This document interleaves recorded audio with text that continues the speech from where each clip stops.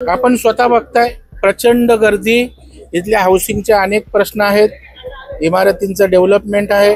Builder अर्धवट सोडलंय, कोणी फसवलंय, तर या लोकांना नीट मार्गदर्शन या ठिकाणी आज होतंय आणि त्याच्यामुळे जो स्वयंपुनर्विकास मुंबईमध्ये सुरू आहे हाऊसिंगचा,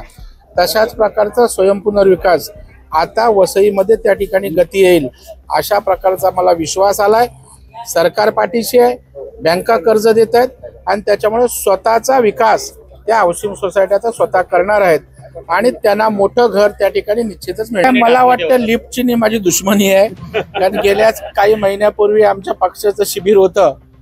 भिवंडीला, त्याही वेळेला मी अर्धा तास लिफ्टमध्ये अडकलो होतो। आमच्या मंदाताई होत्या, मी होतो, अर्धा तास मंदाताईनं फेस आला होता, आणखी 2-4 मिनिटं झाली असती तर ते आणि माझं काय खरं नव्हतं, म्हणून मीही घाबरलो होतो, कारण मला सफोकेशन होतं। परंतु सुदैवानं सगळ्या लोकांनी धावपळ करून ती लिफ्ट त्या ठिकाणी उघडली आणि आपल्यासमोर सुरक्षित स्वयंपुनर्विकास करायला मी उभा